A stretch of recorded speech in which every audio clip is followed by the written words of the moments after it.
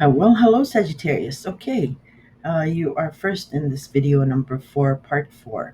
And at the risk of being repetitive, please listen to video number 1 because it has a detailed history and, summary, not really detailed, summary of Pluto and his story. Because in this video, I will be giving you your October horoscope, but with an emphasis on Pluto because Pluto is back and he is testing us for the last time so that he can give us a gift for our trials, tribulations, and sacrifices in our Capricorn related house.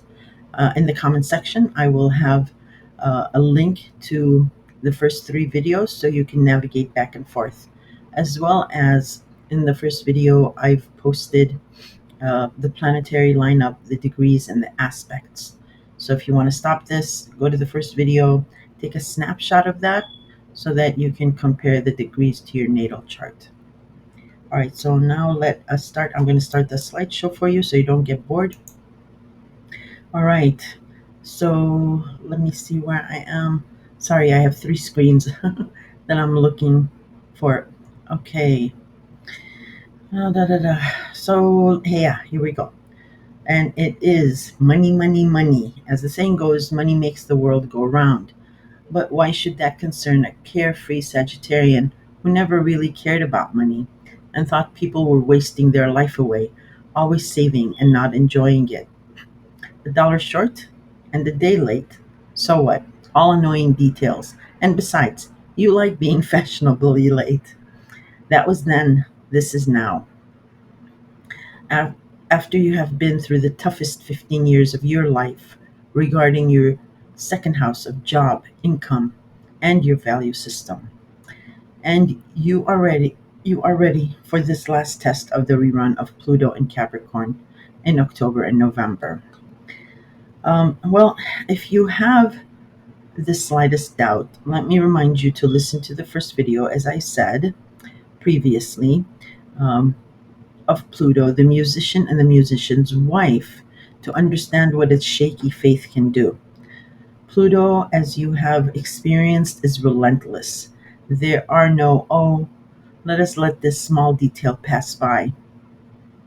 He is associated with death and rebirth, the allegory of the phoenix rising from the ashes. And obviously, Pluto feels there is unfinished business in your Capricorn related second house. He is screaming, you are not out of the woods yet. Okay, so let us look at the 2 clues of what to expect with this test. The first one was last Christmas to January. Something unexpected, surprising, or maybe even exciting happened where there were demotions, promotions, lateral moves. People may have left, retired. Unfortunately, some people passed away. Projects could have been completed, canceled, or shelved. That opened up some kind of opportunity, proposal, or an idea for you in your regarding your second house of job and income and values, rather. But it was only a tease or a taste, and Pluto then quickly left Capricorn and entered Uranus, backing all the way up to Capricorn on September 1st. That is your second clue. Try to look up your phone log, text messages, or emails to remind you what was happening that first week regarding your second house. That Pluto felt it is very important to spend another 2.5 months here. Pluto is repeating January and Christmas's degrees to wrap up unfinished business in your second house, and then will reward you, like I mentioned, with a gift. All right, so let me go to this. Hmm, Regarding Pluto's relentlessness, you have found a new respect and a compromise within yourself regarding your job, income, and values. Because this wasn't like a slap on the wrist kind of lesson. Um, it really has scared the bejesus out of you.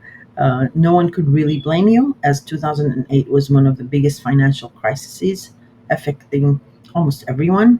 And if you did not lack for money or a job back then, or if then you always did think what it would be like to live like the other half.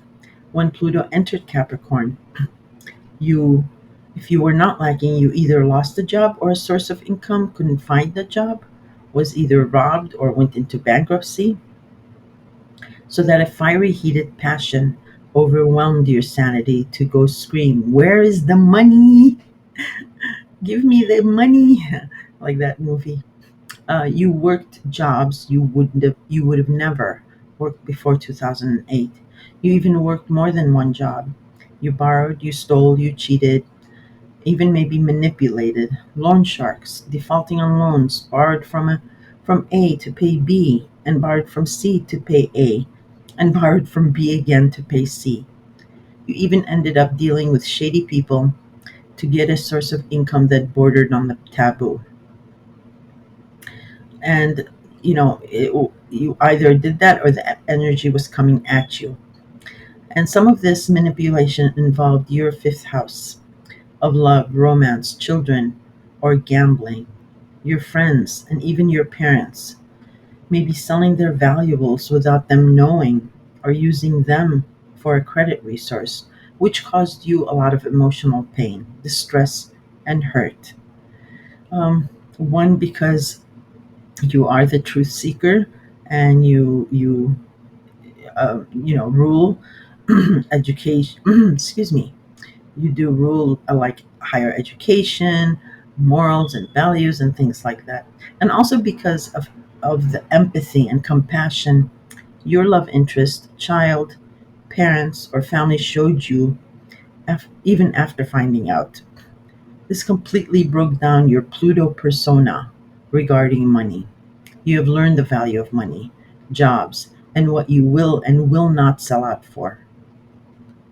And this reminds me of this transformation of you, reminds me of Taylor Swift, a Sagittarian like you, actually. And after Pluto finished its destruction through Sagittarius before going into Capricorn, um, I remember her famous song video that came out after that, where she answered the phone. "I'm sorry, Taylor can't come to the phone right now." Why? "Oh, because she's dead." um, I thought that really exemplified what Sagittarians went through with their first house. It completely transformed their profile and their personality, their persona.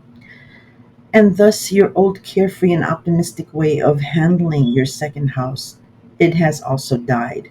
And there is this one last test Pluto will run a test on your faith in, which requires steely discipline and a compromise of some sort for you to graduate. Try to remember the story I told you guys in the first video of the characters of Pluto, Persephone, and Ceres, and even the musician and his wife, to know how your faith may be tested. It'll also really give you a clearer, bigger picture, and a feeling of the energy involved when you look um, at the past 15 years. Okay, enough of scaring everyone's friend and the most optimistic sign of the zodiac, and let us move on to your October horoscope highlights. Okay, let me pull up another. There. All right, so October opens up with a new moon solar eclipse on October 2nd at 10 degrees Libra, 2 minutes, closely conjunct the south node of the moon at 6 degrees of Libra, and it opposes the north node in Aries. So Libra is your 11th house of friends, groups, associations, your hopes, wishes, and dreams of the future. And there is a new opportunity here, um, a new adventure, because it is a solar eclipse, new moon. But the one thing I've been telling everyone, and I will note here for you, is eclipses, whether it is a lunar eclipse or a new moon solar eclipse. Um, eclipses conceal things. There is a hidden aspect there. So regarding this new friend or friendship or getting into this group, there's just something hidden. What you think is a done deal is not. There's something there. So if just hold off on decisions, give it, solar eclipses or eclipses have an energy of a week, up to 2 weeks actually, um, before and after the date. So give yourself a week or two for any decisions you need to make. Now, this solar eclipse will oppose the North Node in Aries, and Aries for you is your fifth house of love, romance, children, creativity, gambling, and pets. So, in regards to your new friends, groups, or associations opposing your fifth house, um, so whatever this new group or new friend um, is is about, it maybe it is taking you away from a love interest or children or a pet, or yeah, something about your pet maybe is concerning. So um, again, skip the eclipse for decisions a few days to a week. On October 4th, Venus in Scorpio will trine Saturn in Pisces. Scorpio, excuse me, Scorpio is your hidden house, behind the scenes, your hidden self, your history, um, confining spaces, and religion and faith, especially religion. So Venus is already here. It is beautifying this house, so you're enjoying um, your alone time, um, and it's protecting your secrets or your hidden self. And it's sending a pleasing aspect to your fourth house of home, family, parents, and country. So definitely you are feeling very, even though you're alone in the house, you actually are prefer to be that way right now, because it's just something dreamy and idealistic, and you're loving it. So good for you. October 6th, Mercury in Libra will square Mars in Cancer. Again, Libra is your friend's house, and Mercury is the planet of the messenger. And square is a tense aspect and Cancer is your eighth house of joint finances, um, credit, loans, government benefits, inheritance, and intimacy. So, square is a tense aspect, but unlike everybody who fears it, I actually love it, because a square jumpstarts a stalemate. It forces a compromise. Okay, it's not like an opposition. It's a square, so there's room to maneuver. And it's, I think, a form of compromise is a win-win for both. So look to messages, messages or conversation between or about your friends or from your friends that is tensing up to your joint finances. Maybe there's talk, rumor, gossip. Okay, on October 8th, Venus in Scorpio trines Mars in Cancer. So here, this is not a tense square regarding your eighth house of joint finances. Again, Scorpio is in your hidden house, and Venus is making you feel really comfortable here. Maybe you're even getting money from a hidden source or behind the scenes, which sits well with your joint finances. Um, yeah, an inheritance and money you earn from others. So maybe you're saving um, at the expense of, well, not at the expense, but from others. You're saving it, and that's sitting well. Okay, on the same day, Mercury in Libra will trine Jupiter in Gemini.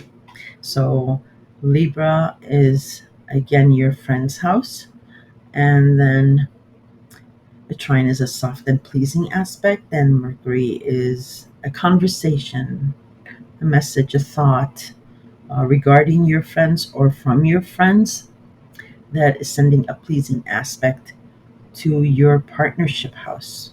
Hmm. Or maybe it's uh, it covers your hopes, dreams, and wishes. So maybe speaking with your partner about your future plans is good. It's jazzing well with each other. On October 9th, Jupiter retrogrades in Gemini. So ever since May, when Jupiter entered Gemini, your partnership house has blown up.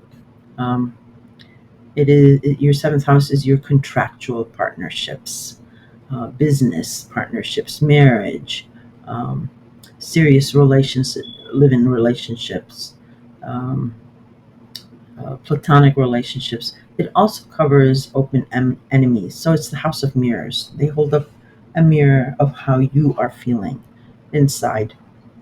It's not really about partners. It's really about them reflecting back how you feel. Excuse me. I'm going to take a drink of water. Okay, sorry about that. So yeah, ever since May, and since Gemini is the sign of the twins, you've had like these double partnerships, like these backup partnerships, and it's been expanding. Maybe it's been instead of double, it's squaring a double.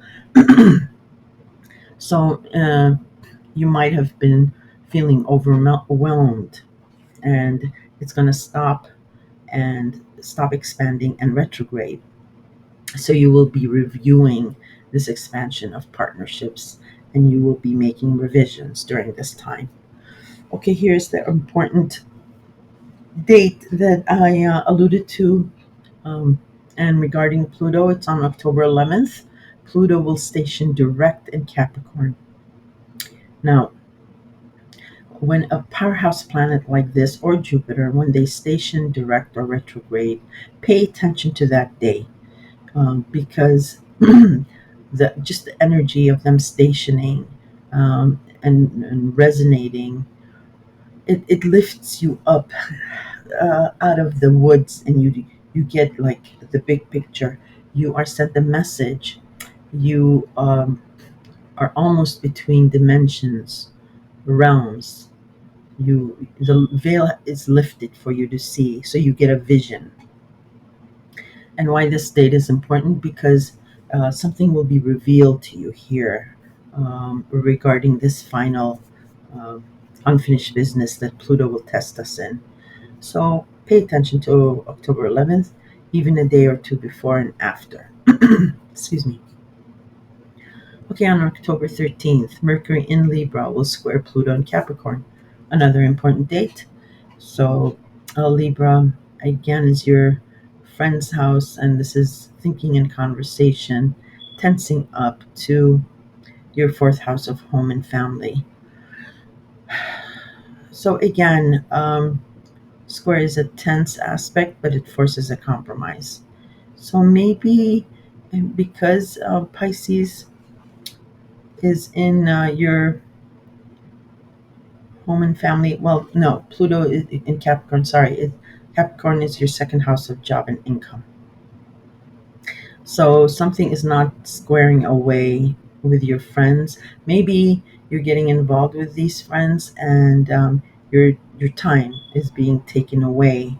Where where if you were concentrating on your money and income or a job, it would be best. So compromising there between friends and your job and income, or maybe you're spending too much with friends. So look to that date. That date is important. It is part of the test.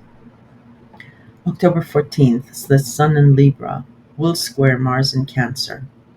Libra again is your friends, and Cancer is your eighth house of joint finances. So if you remember earlier, the conversation agreement, the message, because when Mercury squared Mars, well, now it's the Sun. It's revealing that conversation. It's giving energy to it to act upon. And Mars is already in Cancer, so there's movement here. Okay, on October 15th, Venus in Scorpio will trine Neptune in Pisces. Excuse me. Um, Another pleasing aspect uh, coming from your hidden house, your hidden self, um, trining in Neptune in Pisces.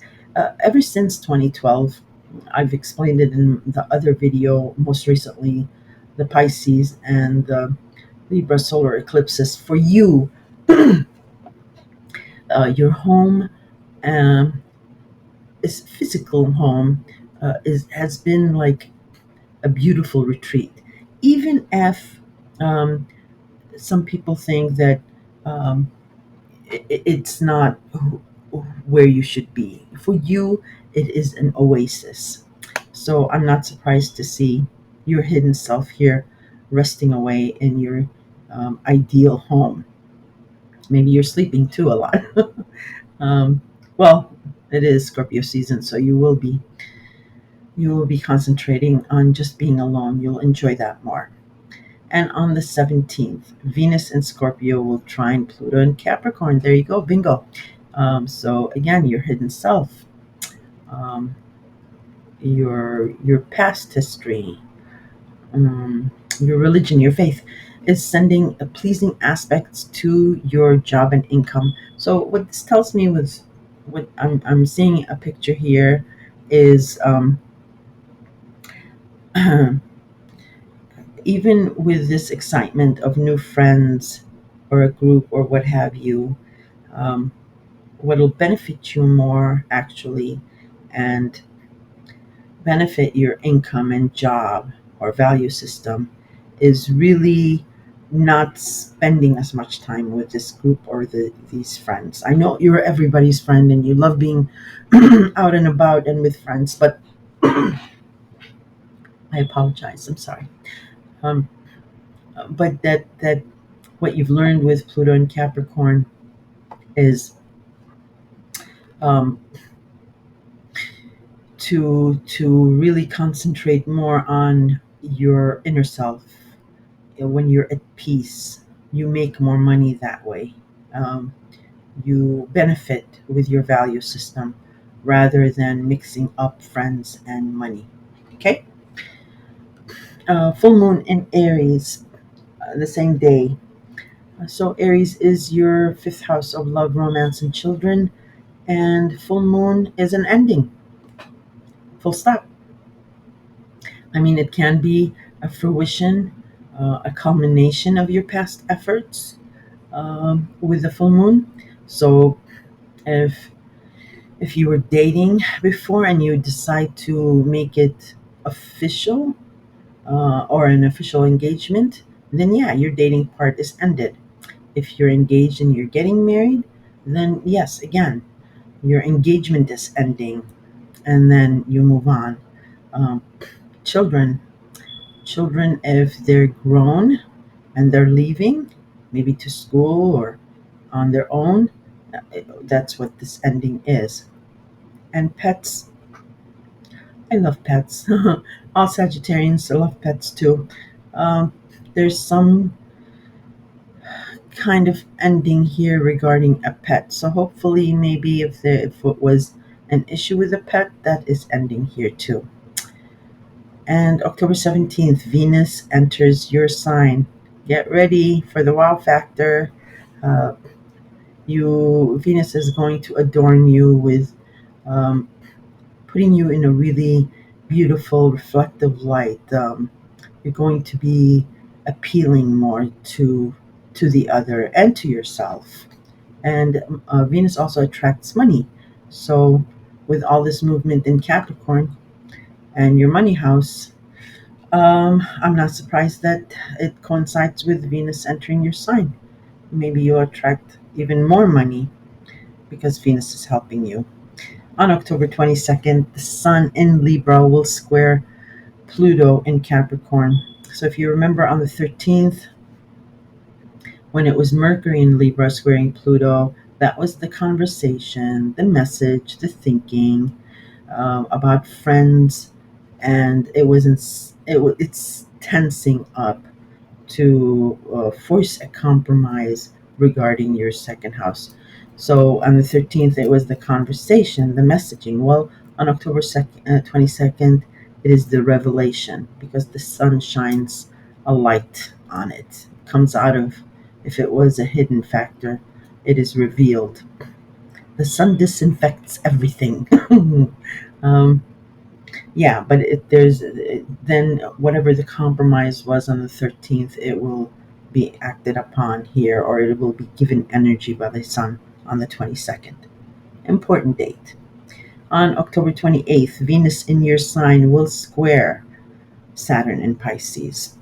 Tense aspect again, but a force of compromise, or something regarding your profile, your persona. Maybe you had let yourself go, and now Venus is working on making you, fabulous. Uh, and the square might be, because squares also jumpstart a stagnant situation. So maybe that's what's jumpstarting something in your home and family. Look to that date and those degrees. On October 30th, Mercury in Scorpio, conversation with your own self, or a hidden conversation behind the scenes or secrets will directly oppose it's a dead smack opposition of Uranus and Taurus, because they're both at the same degrees, 25 degrees 57 minutes. And Taurus is your sixth house of health, habits, routines, scheduling. Okay. And then on the same day, Mercury in Scorpio, again, your hidden house, the conversation, the message, will send a pleasing aspect to Neptune in Pisces. So you'll enjoy again me time, alone time, or some secret hidden aspect of you is really enjoying this. So that wraps up October, um, Sagittarius, and I wish you the best luck with this remaining unfinished business and in your second house of income, job, and values. And we are. I'm telling everyone to, if you have the time, to comment and let us know how your Pluto journey has been in Capricorn, because we will never see Pluto in Capricorn ever again in our lifetime. So not all of us had them in our second house, and maybe we can take pointers from you. Otherwise, you're welcome to just comment on anything or ask any questions. It also helps the algorithm for my videos. And don't forget to uh, give it a like if you did like it. It's free. Well, hello there, my favorite sign of all. Yes, I'm biased that way. You are the star of this show. Well, let me first say in this video, what I will be doing is giving you the October horoscope highlights with an emphasis on Pluto's return back into your sign. And um, and then I will just give you some dates to look out for. I do urge you to, this is video number 4, so I do urge you to listen to video number 1, where the introduction has some information on Pluto and his plight, which will give you a bigger picture of what you have gone through with the last 15 years, with Pluto being in your sign, dead smack on your chest, as they say. It will help you with this rerun, with this unfinished business Pluto has with you yet. Okay, so I urge you to listen to that. And in the comment section, I will have links for the first 3 videos, which has other signs as well. if you wanted to hear that, so you can easily navigate back and forth. So let us let us start. Um, let's see where I am. I'm sorry, I'm looking at three different screens. Um, this video, understand video. Two, okay. So, okay, Capricorn, unlike the other signs, I do suspect you know exactly what this Pluto's revisit to your sign is all about. But if you are not sure, think back to what happened last Christmas year into January and even February. Something unexpected, surprising, or exciting, or maybe even jarring happened where there were people leaving, uh, people unfortunately passing away. So there was demotions, retirements, promotions, or lateral moves, and projects could have been completed, canceled, or shelved rather. That opened up some kind of opportunity for you in your first house of self, personality, persona, or profile. Um, and the way you appear, your appearance, including your clothes, to shine and be the it boy or girl. Then Pluto moved into Uranus in your second house of income, and in May stopped and started retrograding back all the way into your sign on September 1st. That is your second clue of what this rerun of Pluto could be about.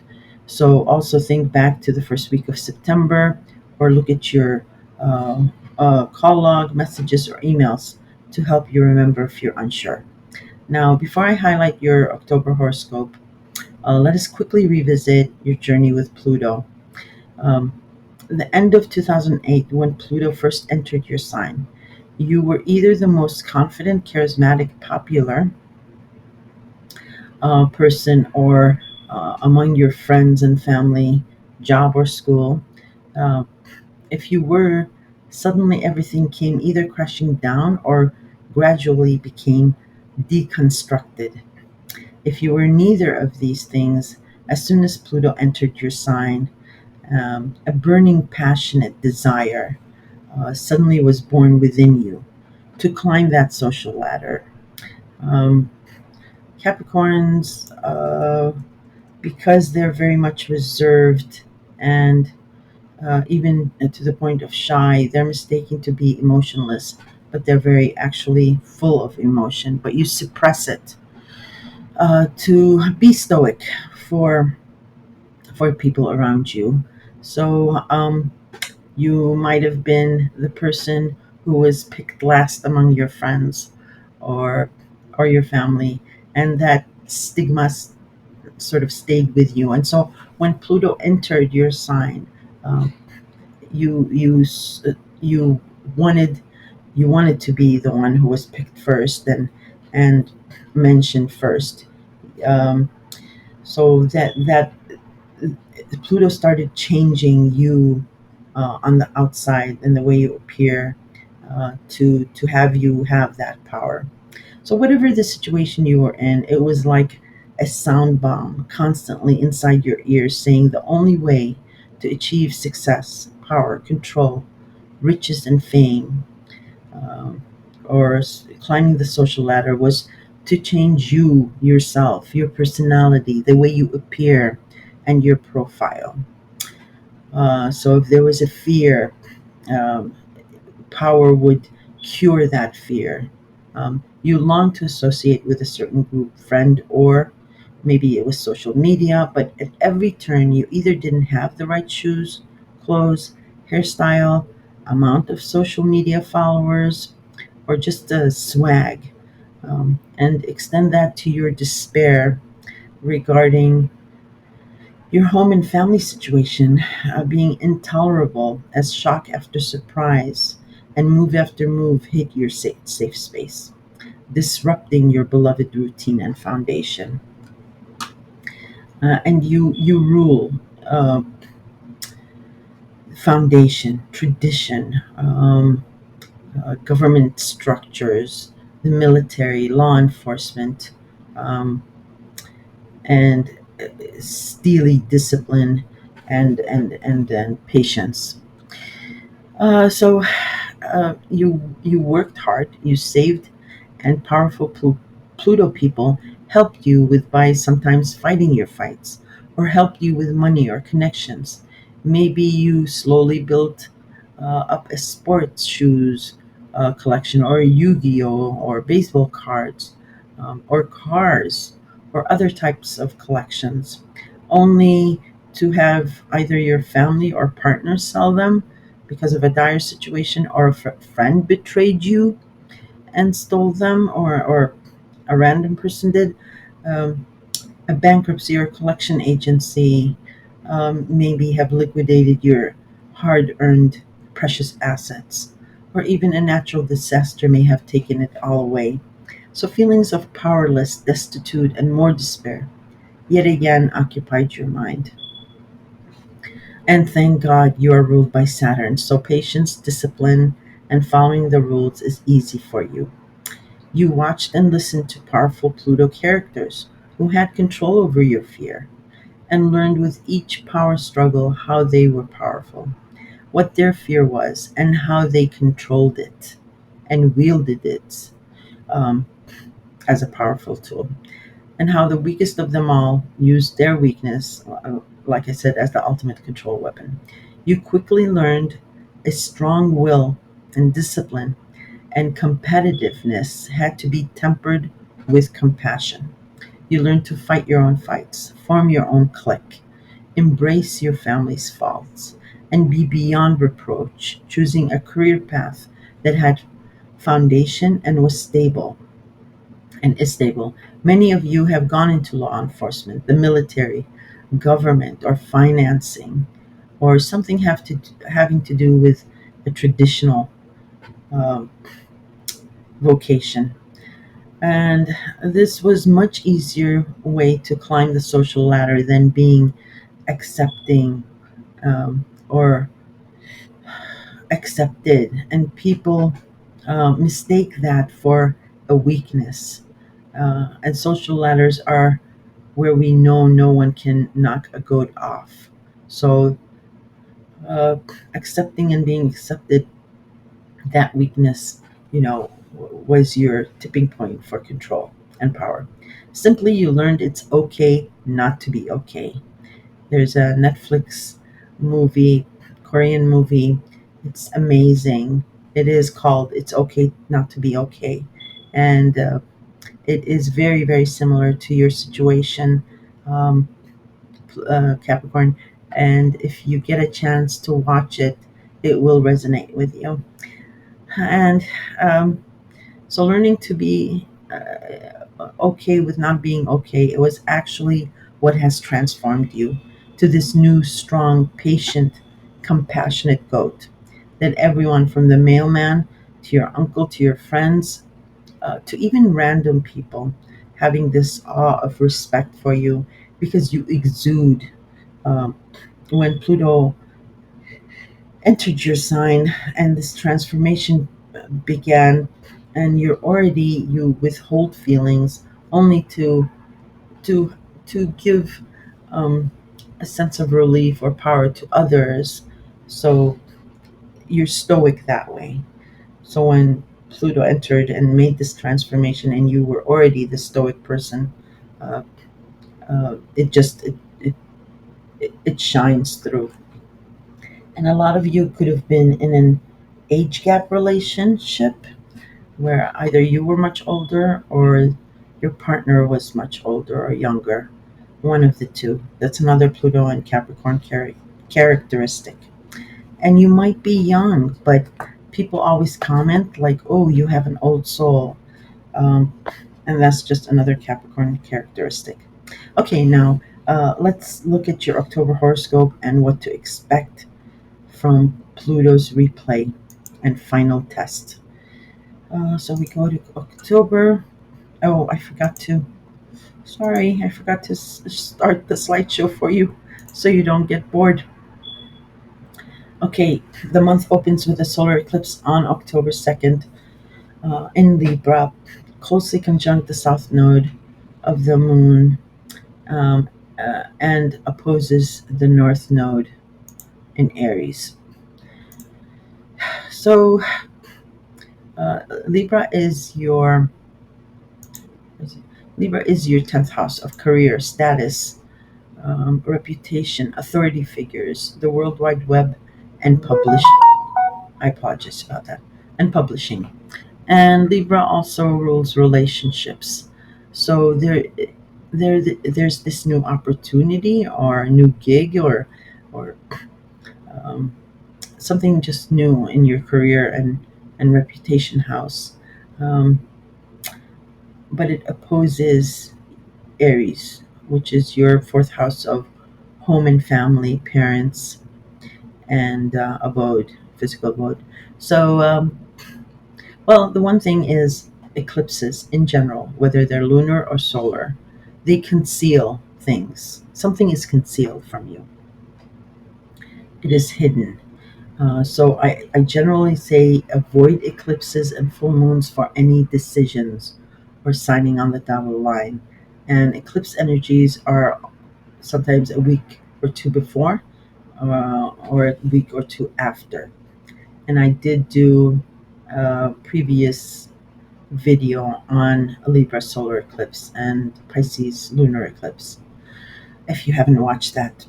So, so the only thing that concerns me here, and because it's opposing the North Node, there is something hidden that you don't know. So try to avoid making a decision on this day or up to a week after that till you can navigate better. Um, uh, because again, it's opposing your fourth house of home and family. And for you, tradition is the ultimate thing that you rely on and routine.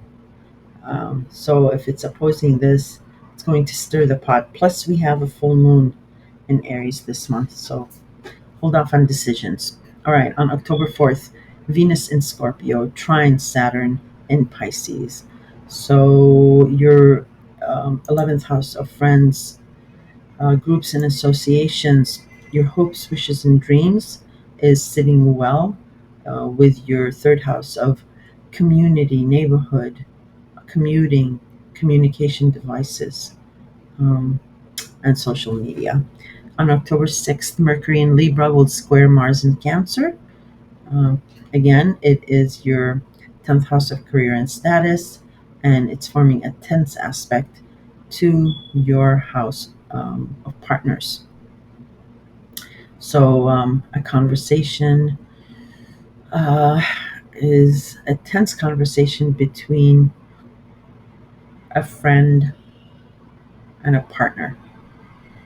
So, partnerships can be business partnerships, platonic partnerships, and it can be marriage partnerships. But um, so, whatever this friend deal is, or this 10th house career new gig is, it is also forming a tense aspect to your partnership house. And squares usually, people don't like them, but squares are actually good because they jumpstart stalemates or they force a compromise. Okay, on October 8th, Venus in Scorpio trines Mars in Cancer.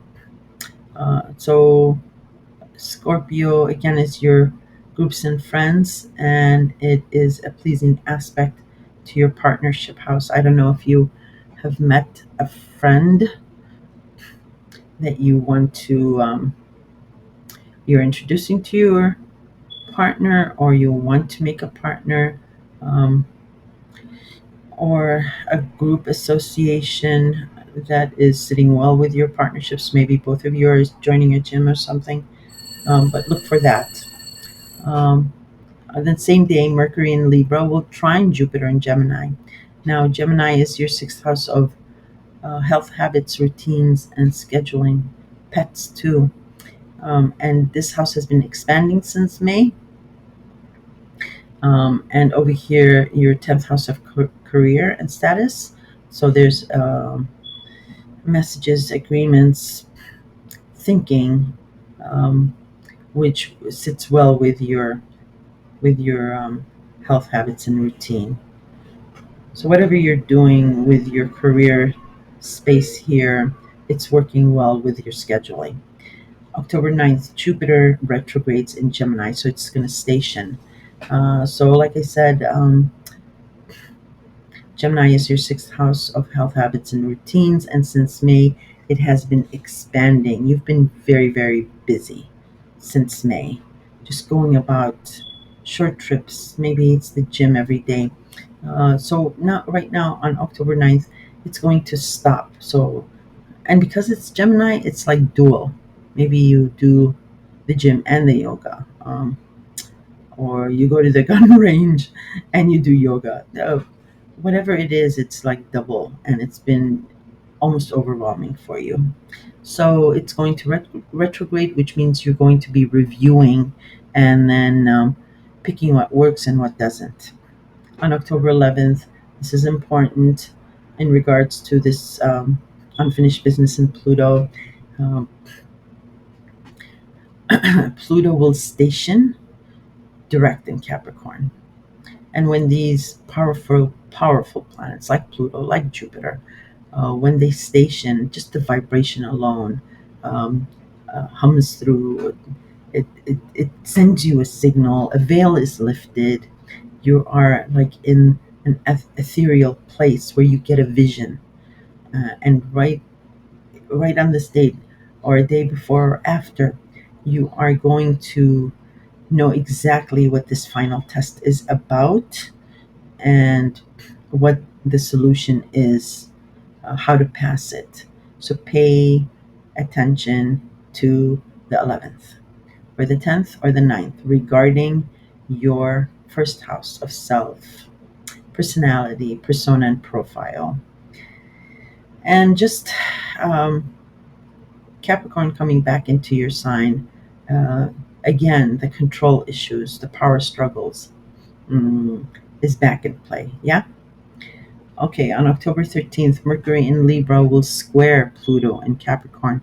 Another important date here and clue to this rerun.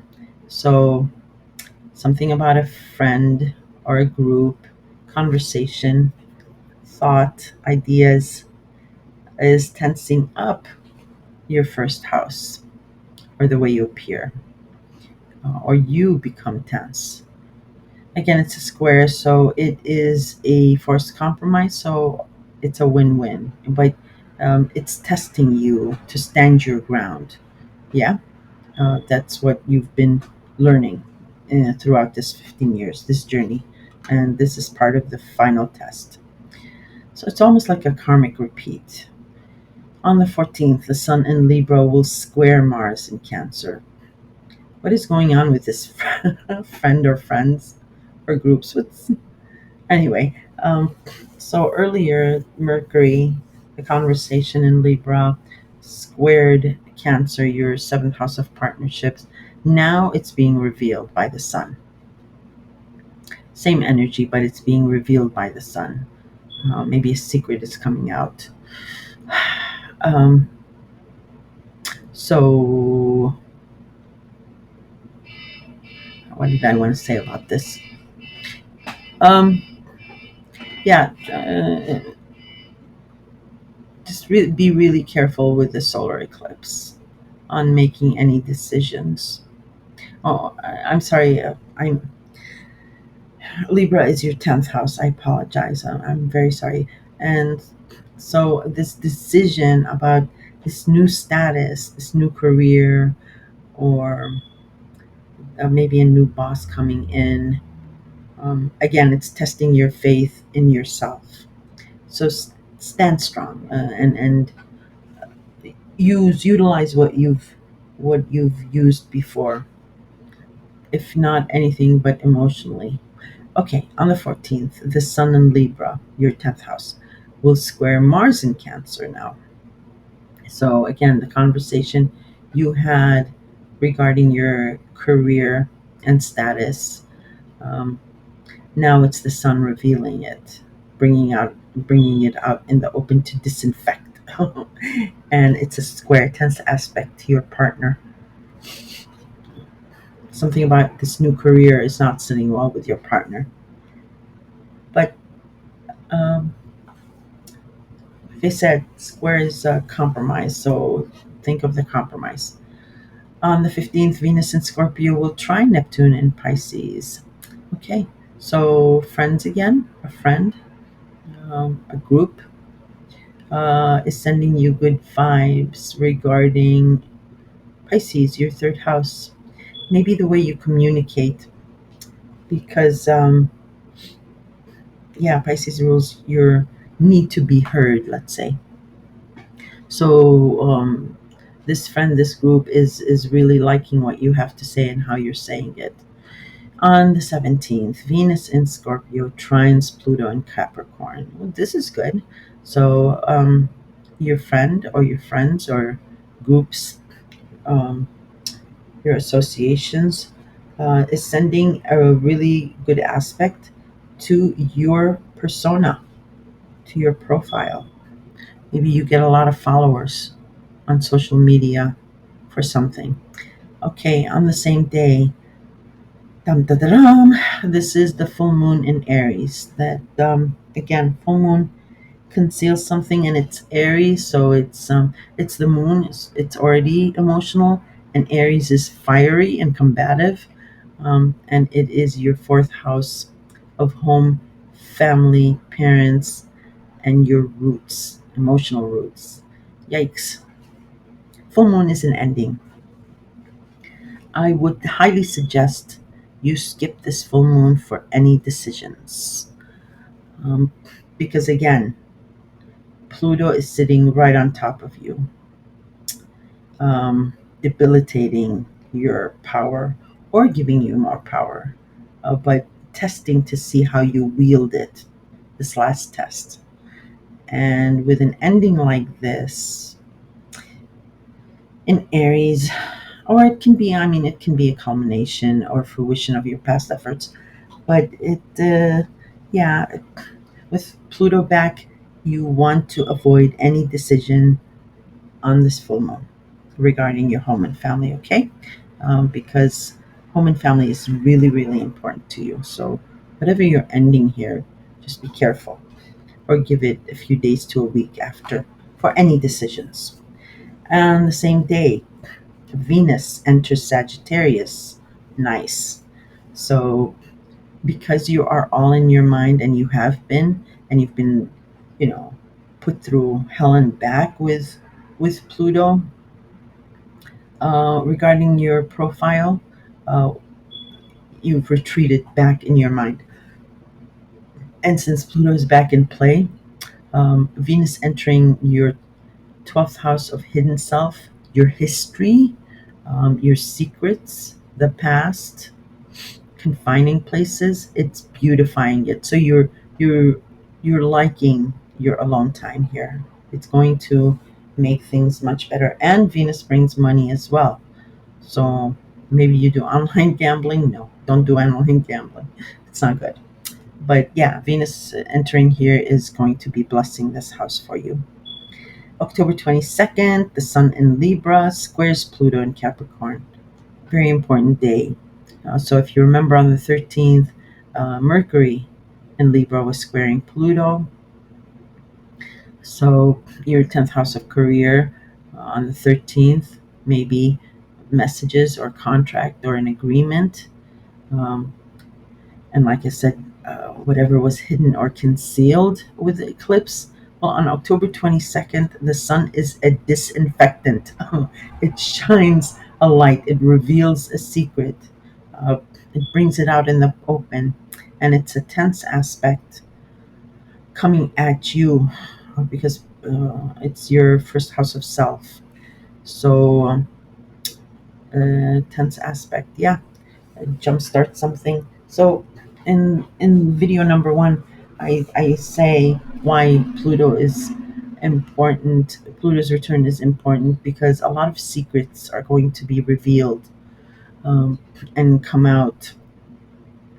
And as we see with music mogul P. Diddy and then New York's Mayor Adams, and even the assassination attempts against a former President Donald Trump, before Pluto is finished with Capricorn, and Pluto is relentless. He doesn't leave an inch.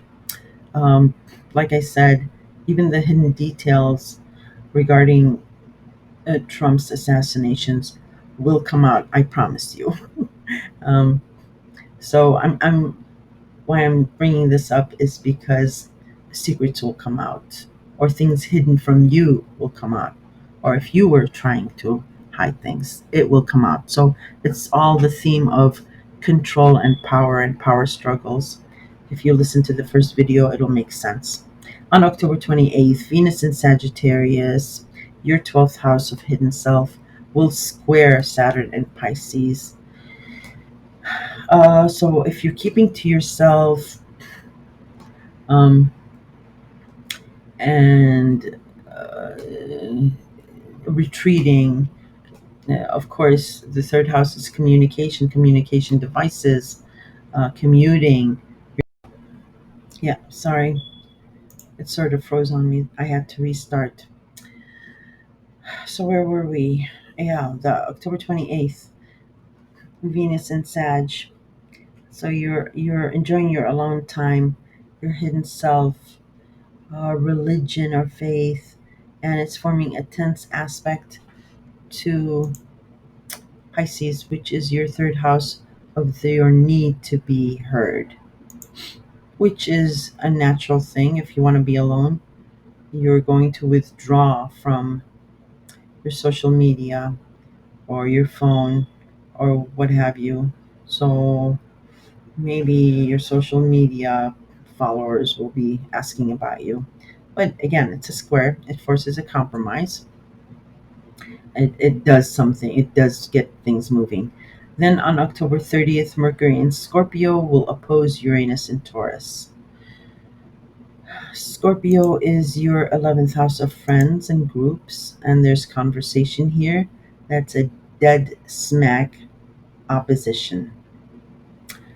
Um, in your 5th house of love, romance, children, creativity, and a pet. Mhm. um, so, friends, groups, a friend, associations, your hopes, your visions for the future is not going to give leeway to your 5th house of love, romance, children, creativity. It's a conversation, it's a thought, it's a message. So you're maybe it is about your pet. I'm not sure, but look to those degrees in your chart, and if they're a match, um, this is a complete opposition. This is no backing down. So again, it also forces something to, because someone has to back down. But look to that date and those degrees. On the same day, Mercury in Scorpio will trine Neptune in Pisces. Okay, there you go. So the conversation changes about your 5th house of love and romance, and then um, takes your attention and gives you a good feeling about commuting, communication, and the need to be heard. So look to those degrees on the 30th, and if they match your natal chart. And you're welcome to post any questions you have. So that wraps it up for October.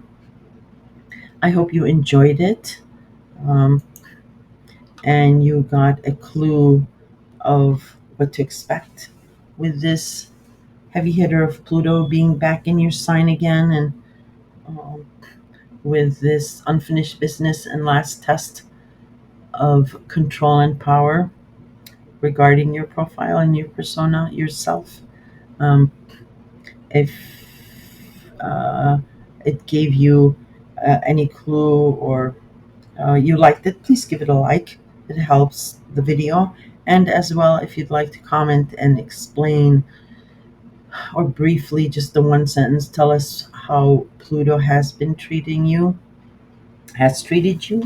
A lot of people say it was brutal and God never again, but I wouldn't have it any other way.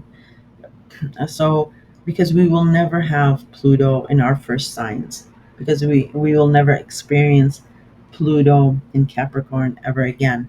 It takes 250 years for Pluto to do the whole zodiac sign. So maybe you can give us pointers on how you were transformed and we can take lessons. Okay, so that is it, Capricorn. And yes, if you liked it, please give it a like. Okay, hi Aquarius.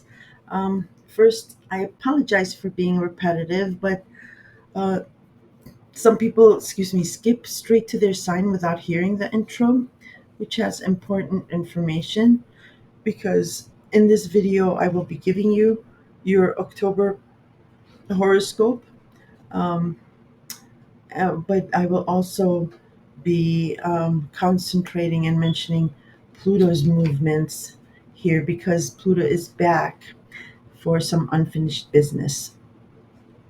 So there's this final test that will happen. Focus on Pluto's return of Capricorn in October and November, where he will leave Capricorn forever.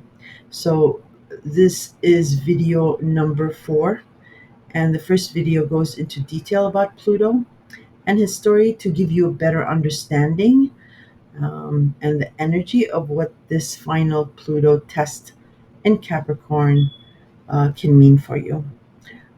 Because secrets are coming out and being revealed. It's the ending of Capricorn, as we can see with music mogul Pete Diddy and New York Mayor Eric Adams, and even the 2 assassination attempts against former President Donald Trump.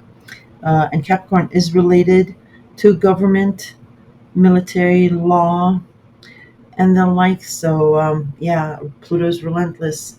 Whatever is hidden there, and Pluto will reveal before he is finished with Capricorn. So I'm suspecting a couple of surprising coming out of the assassination attempt and other things that'll be going down.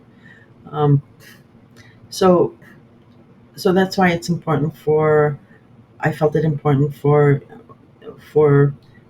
to put the emphasis on Pluto here returning in Capricorn because it is about power, control, and the hidden factor.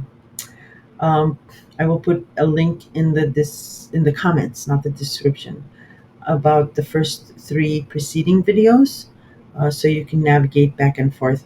Also, the first video has a the lineup of the planetary movements this month, the degrees and the aspects. So if you wanted to stop this video, go to the first one, take a screenshot, and come back and follow with me when I go through the lineup of your October horoscope.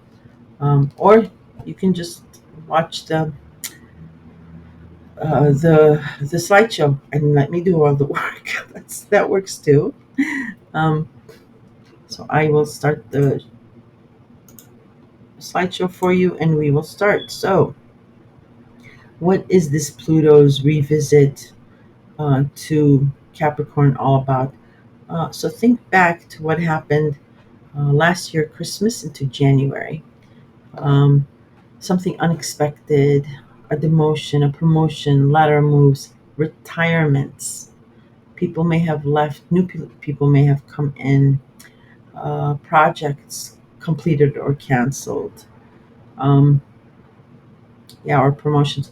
Uh, that opened up some kind of opportunity for you in your 12th house of hidden self, secrets behind the scenes, religion, faith, um, and confining spaces. So that was your first clue. Then Pluto moved into Uranus and in May stopped and started retrograding back all the way into um, the sign of Capricorn in your 12th house. So that is your second clue of what this rerun of Pluto could be about. So also think back to the first week of September or look at your call log, messages, or emails to help you remember. Excuse me, if you are unsure. Okay, now let's just briefly cover what Pluto and Capricorn is for you, and then we'll just skip straight to your October horoscope. So Pluto is associated with control, with power, with cunning, with compassion, with steel will and discipline, and faith. Very important, faith. And again, I won't bore you, but listen to the first video to understand its story. And then Capricorn, like I briefly mentioned, covers the military, government structure, tradition or the traditional. It's social climbing. Sorry, I need a glass of water. Social climbing and stoic, respectable, patience, extreme patience. Let me take a drink of water. Okay, sorry about that. Um, and that has entered, or it entered your 12th house of hidden self, um, back in Christmas 2008. And this house is really complicated for an astrologer, uh, to begin with, because it is hidden. No astrologer knows what's going on in that house, um, because, like I said, it is hidden. It is behind the scenes.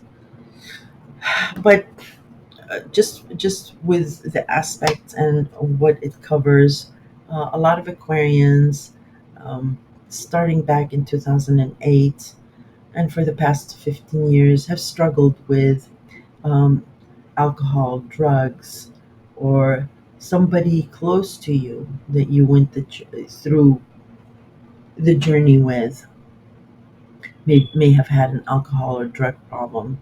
Confining places are prisons and hospitals. Um, so maybe you were confining yourself to be alone. And Aquarius, like Pisces, sometimes disappears. Even ironically, though you are the leader of the pack, you rule groups and friends and associations.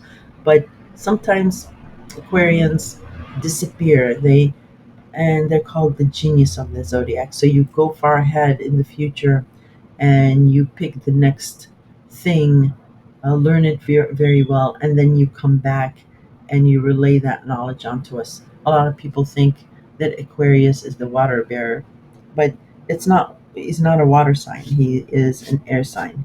He is throwing that knowledge that he received back onto us. So, something about power control in your 12th house. Who had the power? Who had the control um, over your hidden self? Also, if there was partnerships involved, you retreating like that caused power struggles too.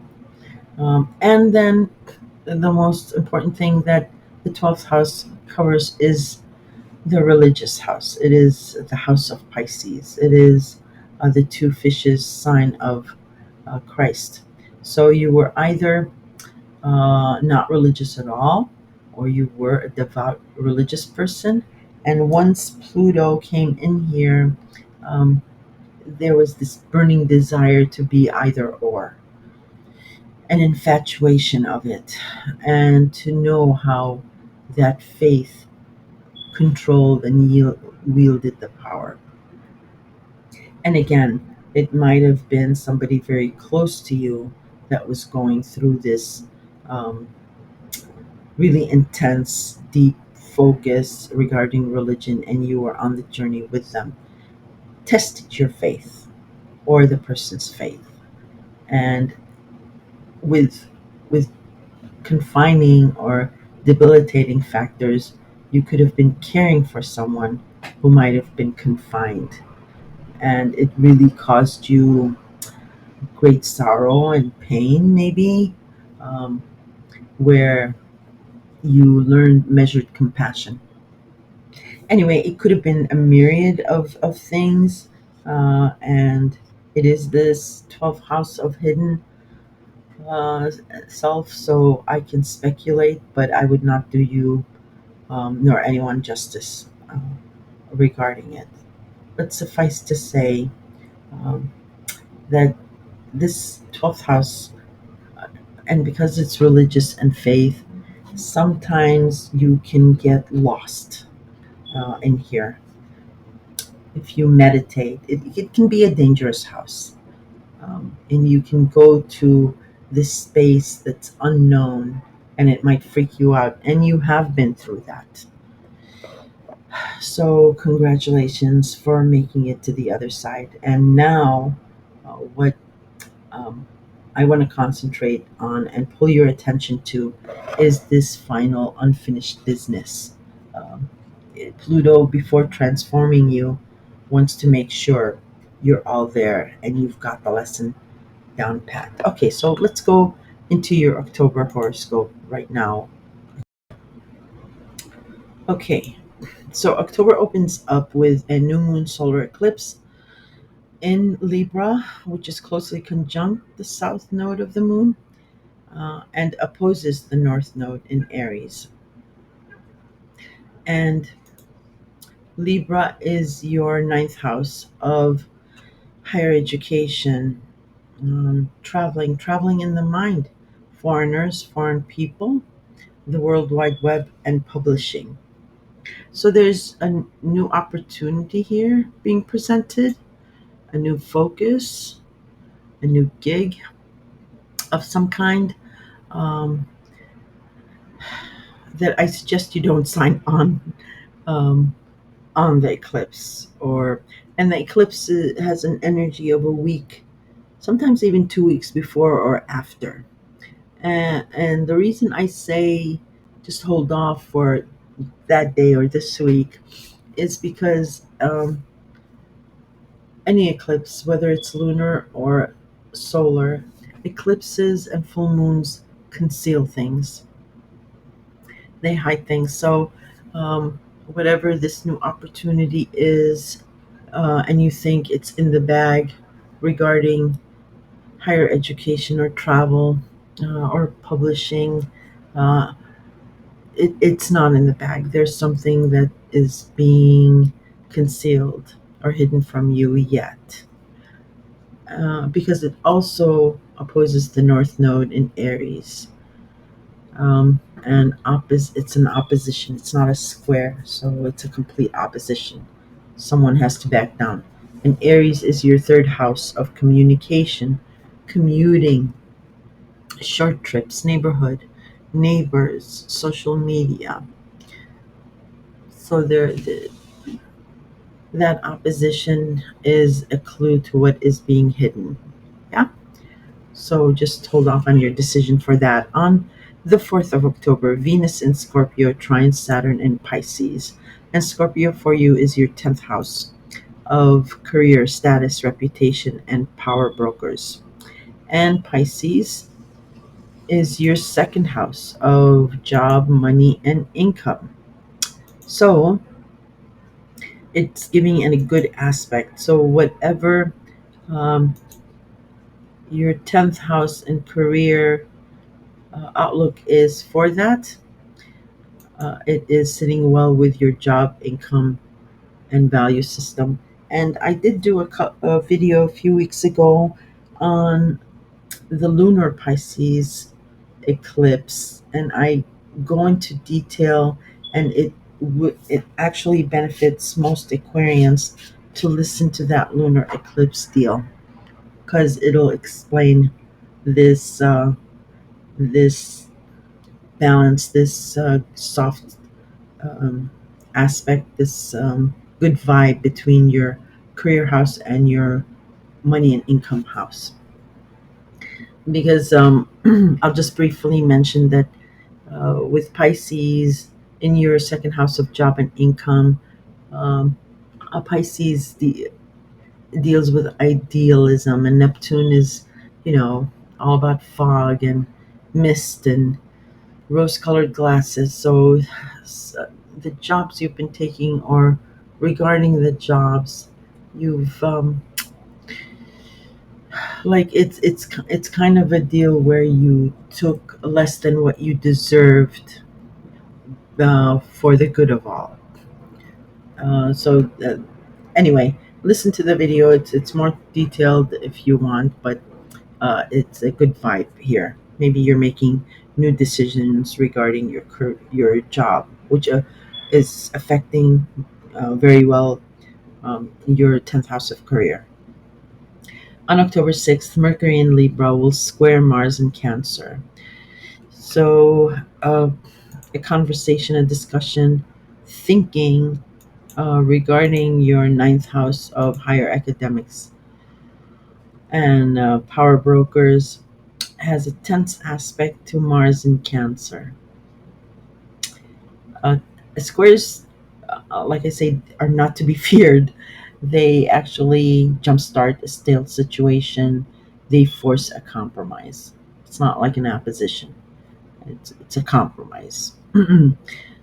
And Mars is already in Cancer, so your work schedule, your routine, your habits, your rituals, health is already here on fire because of Mars.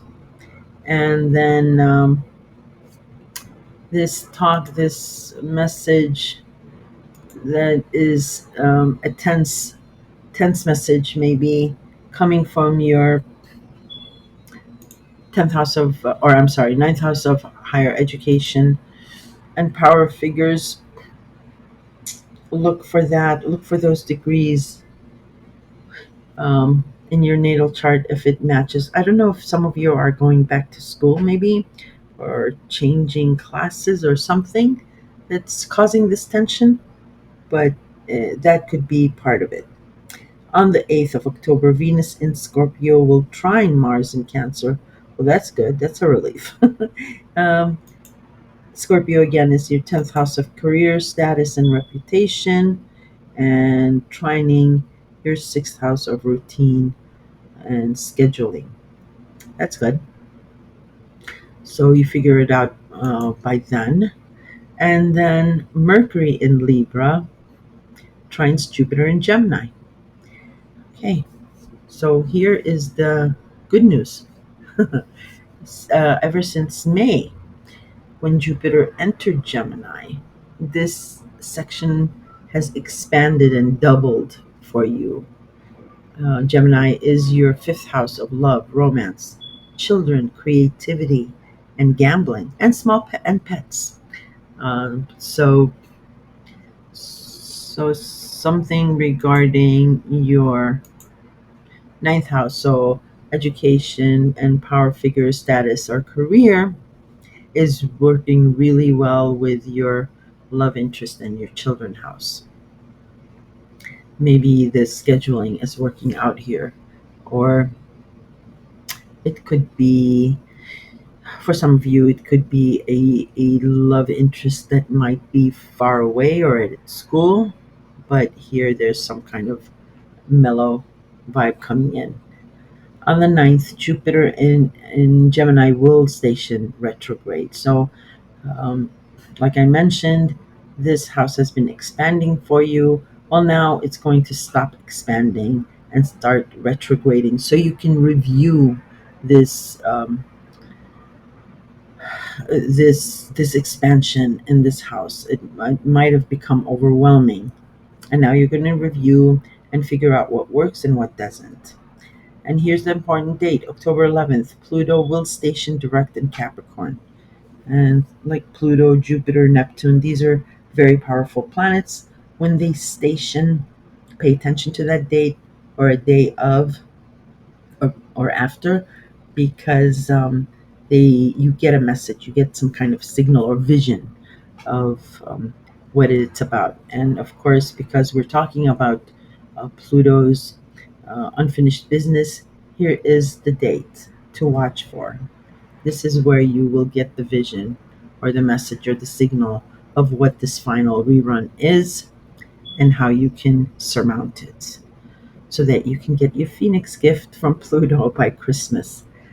On October 13th, Mercury in Libra will square Pluto in Capricorn. Another important date, conversation about your ninth house higher education, um, philosophy, psychology,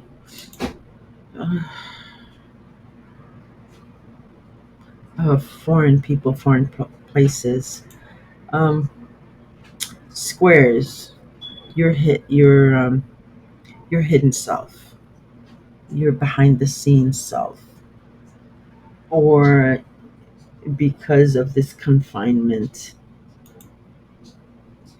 maybe you're on the no-fly zone. I'm laughing with you.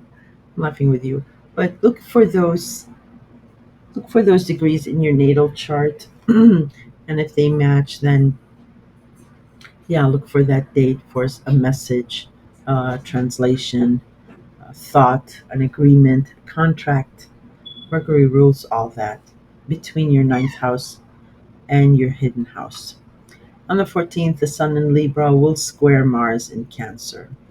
So earlier it was Mercury, now the Sun disinfects and reveals and gives energy. October 15th, Venus in Scorpio trines Neptune in Pisces.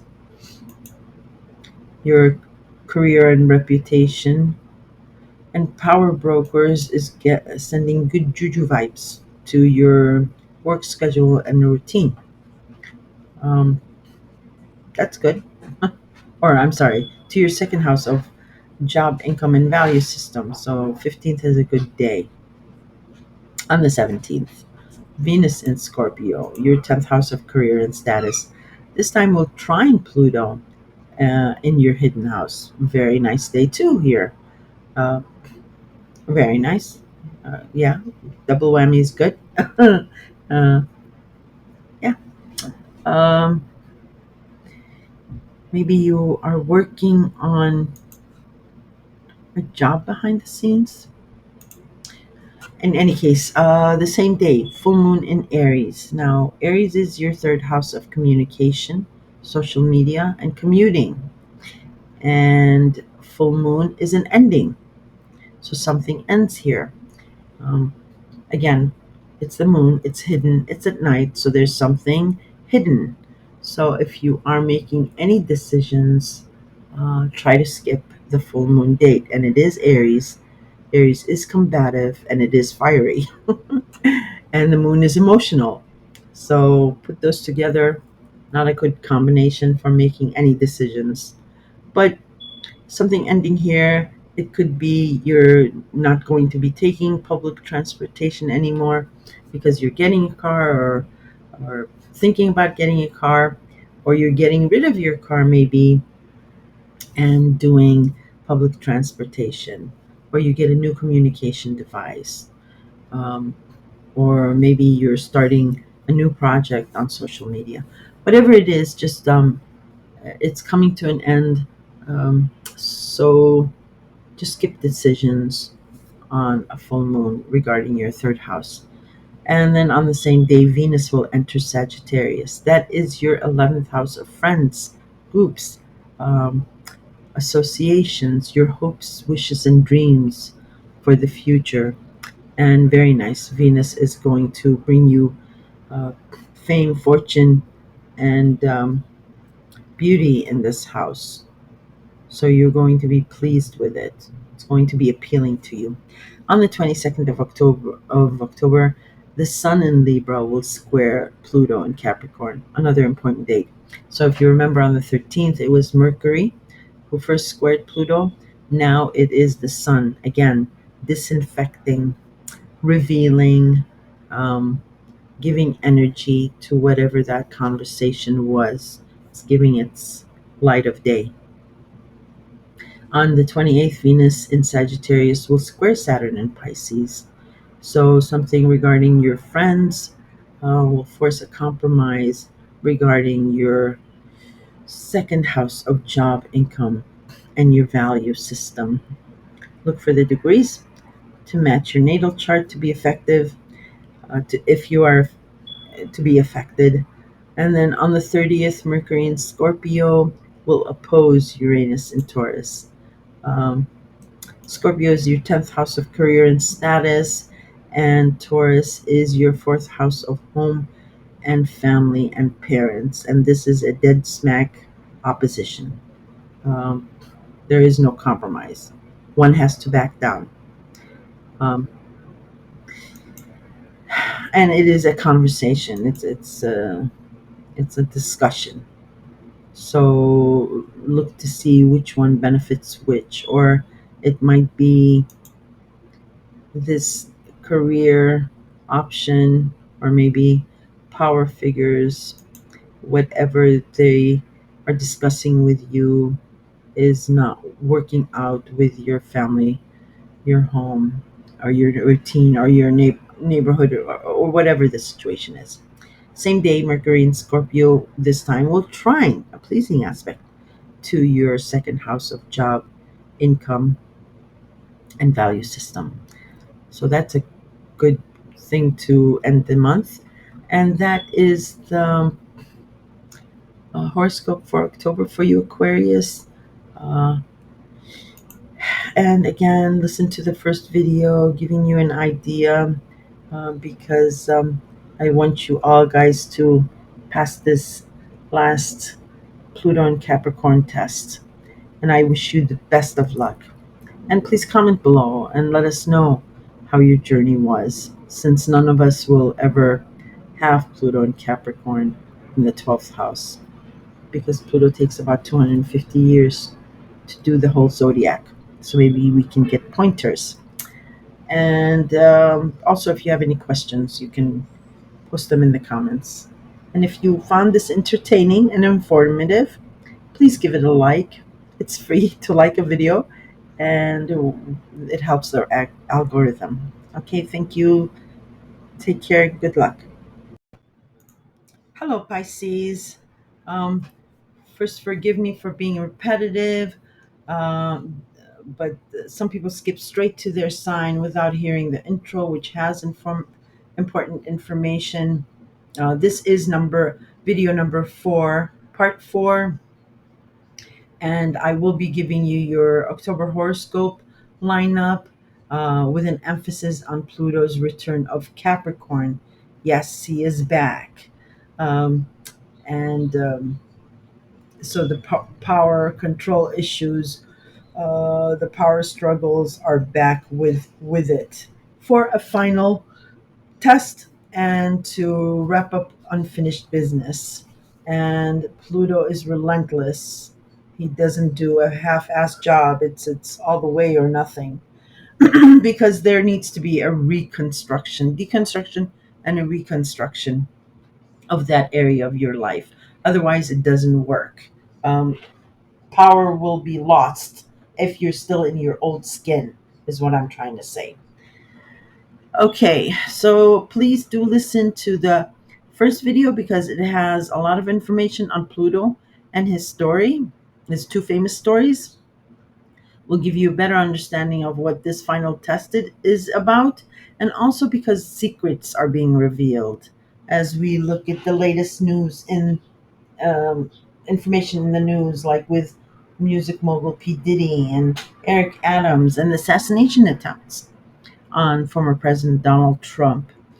Any hidden things there will be revealed before Pluto is done with Capricorn. Capricorn does rule government, security, the law enforcement. So that'll be interesting. I'm waiting for that.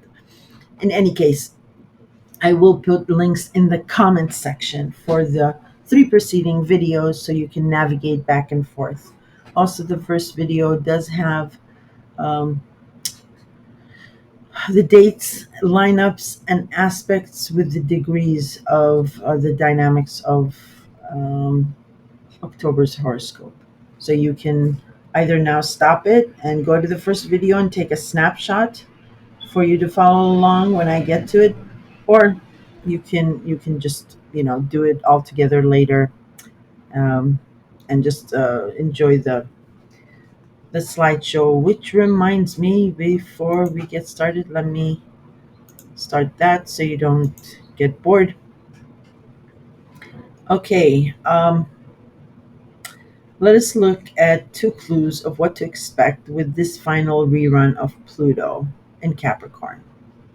Capricorn, by the way, rules your 11th house of friends, a friend, groups, associations, and your hopes, wishes, and dreams of the future. And Pluto is associated with control, with power, with cunning, um, with manipulation, with secrets and the taboo, and also compassion, virtuous natures, discipline, steel, sheer will, and faith. Faith is very strong, and compromise. So if you listen to the first video, you'll understand all that. Excuse me. So let us look at the clues of what to expect with this final um, Pluto phase. The first one was last Christmas to January, February, even. Something unexpected, surprising, exciting, or it could have been jarring, happened where, because Pluto is leaving Capricorn, so people left, people retired, people unfortunately passed away. Projects could have been completed, canceled, or shelved. Um, Demotions, promotions, and lateral moves that opened up some kind of opportunity, proposal, or an idea for you in and regarding your 11th house of friends, groups, and your vision of your future. Um, where am I? I have three screens I'm looking at. Okay, um, but this was like really just a tease or a taste. And Pluto then quickly left Capricorn, entered Uranus until May, and it stopped. It stationed retrograde and in Uranus and started backing up all the way to Capricorn on September 1st. That is your second clue of what to look for this unfinished business um, that Pluto is trying to wrap up. So try to look at your phone log, text message, or emails to remind you what was happening that first week regarding your 11th house of groups and friends. Um, so here we go. Pluto is repeating January and December's degrees to wrap up unfinished business here. He is bookending it because when he leaves on November 19th, then you will be rewarded for your trials, tribulations, and your sacrifices in the 11th house by Christmas and into January. So, yay, that's good to have. Okay, the other thing is what was in the mix. Well, let me just explain. In Christmas 2008, when Pluto entered your 11th house of friends, groups, and associations, there was a desire, a passion, a yearning, um, or um, an issue with power, control, manipulation, fear. That's the biggest thing regarding your friends. Maybe you started rubbing elbows with really powerful people, or powerful people came to your aid and fought your fights for you, maybe, um, or powerful people were controlling you or manipulating you, and you feared to disengage for some reason. Whatever it was, what Pluto was trying to do by showing you these powerful people is um, they were showing you how to be powerful, because it's 15 years, and I can I cannot speculate or imagine all the things that you went through with your 11th house of groups and friends. But definitely for you, it had to do something with fear and control, and who really has the power. Okay. um, and since it's Capricorn, also what was in the mix was um, government, maybe government benefits, um, maybe banks, maybe lawyers, maybe law enforcement, the military, um, some kind of distinguished or stoic person or persons that had knowledge, thus they had the power. So that was in the mix. Okay. And the other thing that was also in the mix at that time was surprising and or shocking things that was happening to your job, income, career, and your value system.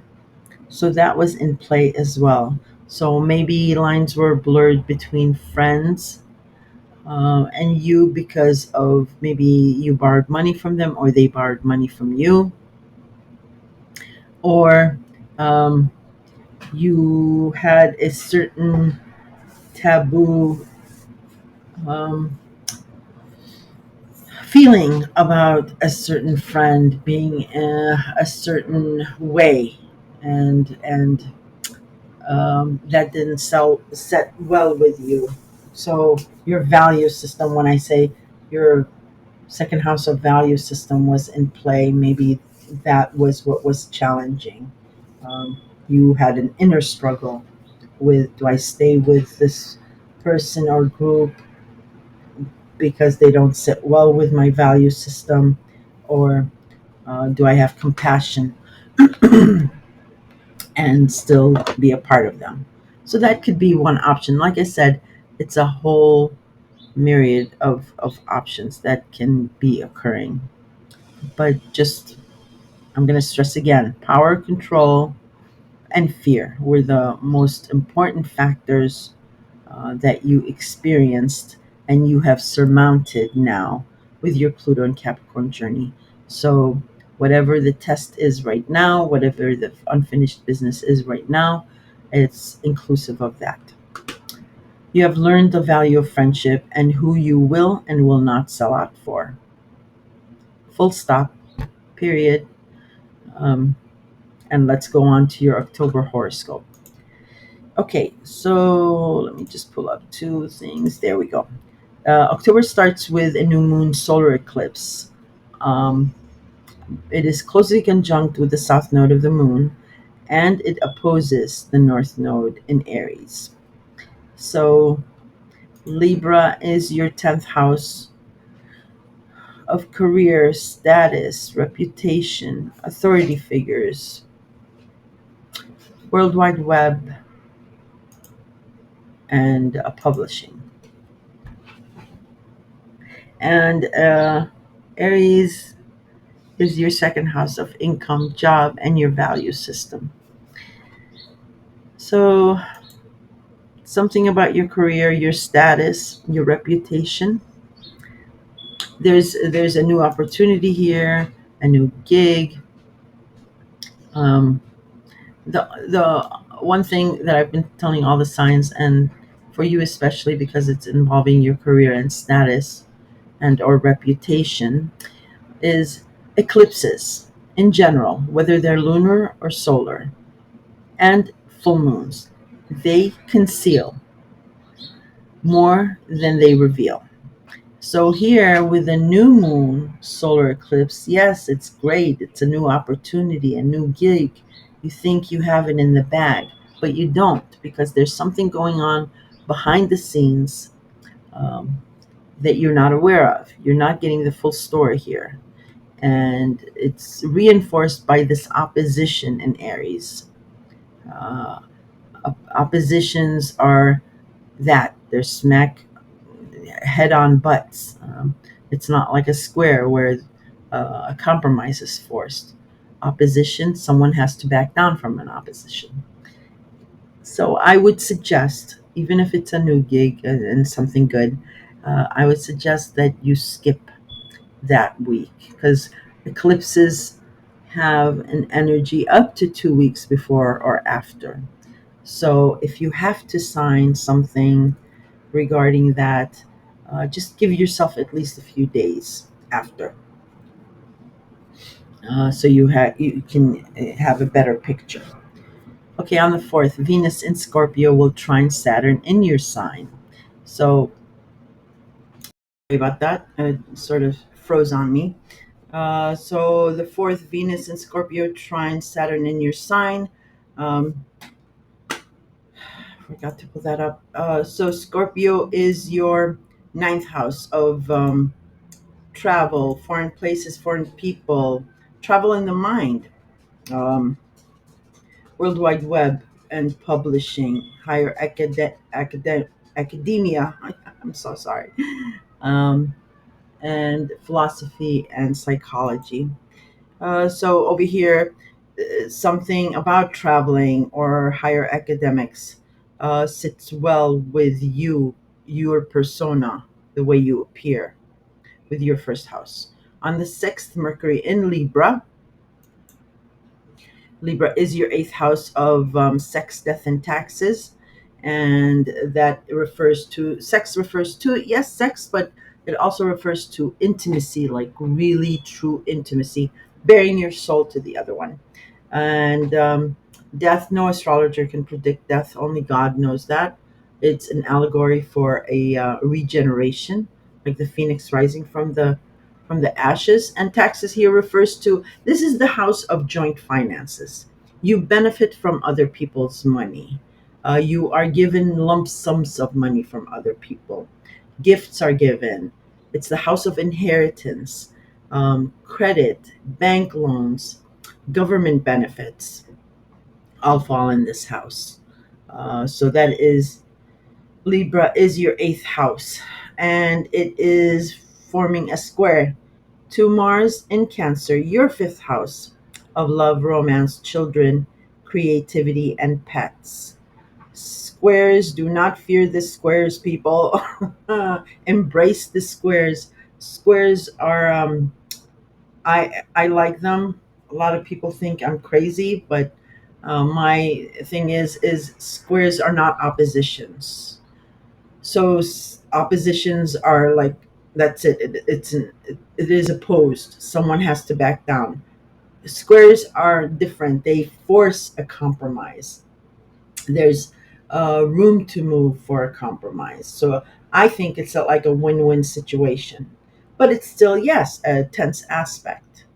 So here, on the 6th of October, Mercury in Libra. So a conversation, a thought, an agreement regarding your joint finances, um, squares Mars in Cancer, forces a compromise between joint finances and children, lovers, um, pets, gambling, and what have you. So maybe this is about children who are away at school or something, and they need money, or it can be a child wants a car, um, or it could be a romance figure in here, and you have like a joint finance with anything. Maybe you're handling a parent's benefits, and it's tensing up to uh, romance or a lover. It can be anything, but in any case, look for those degrees in your natal chart if they apply. And on the 8th of October, Venus in Scorpio will trine Mars in Cancer. So, Scorpio, your ninth house of travel, excuse me, is already here, very appealing because Venus is already here. And it's trining. This is a soft aspect, a pleasing aspect to Mars in Cancer. And Cancer is your fifth house of love, romance, and children. Uh, and you've been seeing heat in this house because Mars has been here in Cancer. So Venus is smoothing something out here. On the same day, Mercury in Libra will trine Jupiter in Gemini. So, excuse me, Libra is your eighth house of joint finances. So, again, another talk, discussion, or agreement, or even contract. Um, Regarding your eighth house of joint finances, which sends a very pleasing aspect to Jupiter in Gemini. And Gemini is your fourth house of home, family, parents, um, and country. And since May, this house has been expanding for you. So you've either started renovations, or maybe you're purchasing a new home, or maybe you're upgrading to from, I don't know, from a studio to a one bedroom, or from the one bedroom, two bedroom to a condo, or going into a house. Something regarding your home and family has been expanding. Maybe you got a new family member from abroad coming in, or you're upgrading the house because the kids are getting bigger and need more screen room. I say just throw them in the basement. I'm laughing with you. I'm laughing with you. All right. Where were we? The sixth, the eighth. Oh yeah, Mercury trining Jupiter. So something regarding your, yeah. If you're expanding your home and family, then talk about joint finances and how to pay for it all would make sense. On the 9th of October, Jupiter will station retrograde in Gemini. So like I mentioned, because this area has been expanding for you, and usually Gemini is double, so maybe double of everything, or it's become overwhelming with this expansion, and the brakes have to be applied, and then it goes retrograde so that you can review with this expansion what has been working, what isn't working, or if you missed the mark completely, or if you need more. Yeah, so that's what the retrograde will cover. Now here's the most important date in your October, well, according to me, is October 11th. Pluto will station direct in Capricorn. When these powerful planets, these powerhouse of planets like Pluto, like Jupiter, like Neptune, when they station, I mean, just the energy alone, the immense uh, dynamic at a standstill, it sends you a signal. A veil is lifted. Um, you are transported to the ethereal, like between dimensions, and you get a vision or a signal or a message. And again, this has to do with this power and control issue with your friends and your groups, and this last test of Pluto in Capricorn. So please pay attention to October 11th, and a day or two even before or after. This is what's going to tell you what this final test is about, and it's like the cheat sheet for you to pass. I really want you to get that Phoenix at the end of Pluto in Capricorn. All right. 13th, Mercury in Libra will square Pluto in Capricorn. Another very important date. So Libra is your house of joint finances. So talk between you and a partner maybe, or regarding your joint finances, or maybe an inheritance, or what have you. It squares up tense aspect to your 11th house of hopes, wishes, and dreams. Again, squares are good. Embrace the squares. Um, it is a forced compromise, or it just jumpstart something that's been stagnant. Okay, on the 14th, the Sun in Libra will square Mars in Cancer, and again, Libra is your house of joint finances, and it's a tense aspect, a square, but maybe a forced compromise to Mars in Cancer. Cancer is your fifth house of love, romance, children, and creativity. Um, it could be maybe your children are away at school, and they need money. That could be one scenario. Excuse me. Or they need a new car, and both you and your partner have to pitch in. or it's coming from in some other way. But it's a tense aspect because maybe they want a Mercedes and you say no, you're getting a Ford. Just as an example.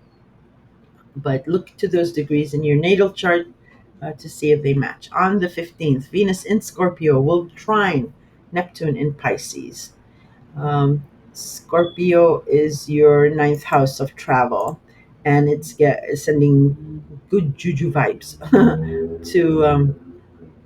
to Neptune in your sign.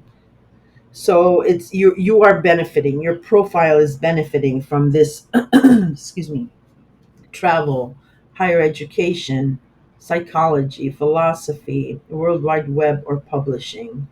Mm, Maybe you start a new social media account and it's all about your transformation. It could be. All right, the 17th, another very important date.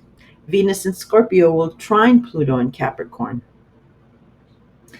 So, again, it is your travel house and it is sending good vibes to Pluto in your 11th house of friends and dreams. Maybe you're traveling or you're planning to travel um, to see friends or a group. I mean, it can be a group of your family members um, because you have been traveling lately. So it might be another follow up or a completely different one. On the same day, there is a full moon in Aries. Aries is your second house of job, income, and your value system. And a full moon is an ending. But in your case, if it's not an ending, because of it being a second house, it might be a culmination or fruition of your past efforts, and maybe your position currently will end and you'll get a promotion, or maybe it's a lateral move, or something about your job or your income is ending here. Um, and it is fiery Aries, okay? And the moon is very emotional. It's ruled by Cancer. Whoa, fire and water. That doesn't mix. Um, so any decision. What I'm trying to say is, and then of course, like I mentioned early, moon conceals. Moon is hidden at night. So something about a full moon eclipses, they conceal things. So you're not getting the full picture about this ending. Um, and it's going to be like a fiery emotional type of deal. So please try to not make any decisions on the 17th or a few days before and after if you can avoid it. Okay? Um, about your job income. On the same day as well, Venus will enter Sagittarius. Yay! This is your 10th house of career, status, reputation, power brokers, charities, all that good stuff fall under the 10th house.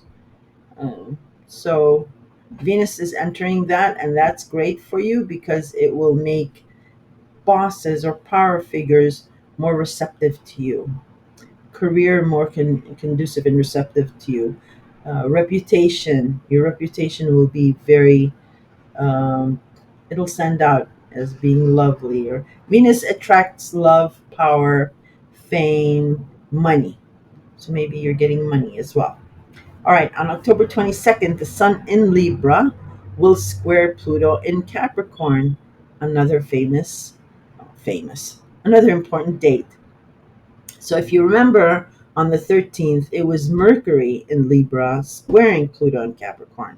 So there was a tense conversation or a message. Maybe there was a fear factor involved or a control issue involved um, there on the 13th because of a square, and there was a forced compromise.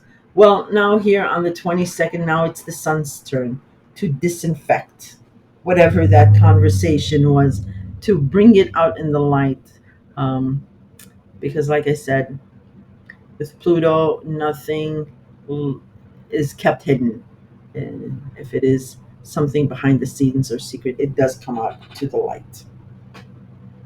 And it is between your house of Libra, yeah. So it is between joint finances, legacies, inheritance, and your group's friends, and your hopes, wishes, and dreams. Square is, like I said, it's good. Maybe you win the lotto. You never know. On October 28th, Venus in Sagittarius will square Saturn in your sign. So Venus is already entered Sagittarius and your 10th house of career, making it more appealing, and it has a tense aspect to your sign, your profile, your appearance, your persona. So something about career and reputation is saying, okay, there's something about how you appear, your persona, that needs to be tweaked, and you're pushing back, and it's a square, so you guys are going to come to some sort of agreement or compromise. Look to those degrees on the 28th. On the 30th, the Mercury in Scorpio will oppose Uranus in Taurus. So, again, messages, conversations, some sort of agreements regarding your travel and foreign places is a dead smack opposition to your third house of communications, commuting, short trips, social media, and your need to be heard. So, hmm, maybe this, because the ninth house covers more of long distance travel, and the third house covers short distance travel. So, but then again, this opposition might be, oh my gosh, don't know what it can be. I've never been stumped like this. Um, maybe communication when you're speaking with somebody abroad or talking about a travel plan. It is opposed. So maybe it's really expensive and you can't do it, or Scorpio with nine house and then third house. Yeah, it can be maybe you can't afford it because you just got a new car or you got a new communication device. It's an opposition. So one of these houses has to back down. One has to be sacrificed for the other. It's a game of chicken. So either you give up on this ninth house deal temporarily or the third house deal. Anyway, look to those degrees if they are in your natal chart. On the same day, Mercury in Scorpio will trine Neptune in your sign. Sorry about the noise. I like the window open. Um, so conversation, but this tense aspect with Taurus now is followed up with a good pleasing aspect, whereas conversation about your travel house actually sits well with your profile and your persona. So look to those degrees, and that ends February, Pisces. Um, I am rooting for you for this rerun of Pluto and Capricorn. Remember, if you listen to the verse video and you hear his Pluto stories, you'll know how to handle this energy. But it is about sheer willpower, faith, most importantly, and compromise. These three things will help you out of a situation that Pluto is doing his final test in. And if you'd like to comment below and tell us how your ninth house adventure or your 11th house adventure has been with Pluto, We'd love to hear it because we will never experience it in our lifetimes. Um, the people who haven't had Pluto in the 11th house, because it takes Pluto 250 years to do the whole wheel. And maybe we'll get some tips on how to handle 11th house power issues. Or you can just comment with any questions if you'd like. We did. So in any case, you're all done. You're good to go. If you did find this entertaining or informative, please give me a like. It's free and it does help my channel. All right, Pisces, we will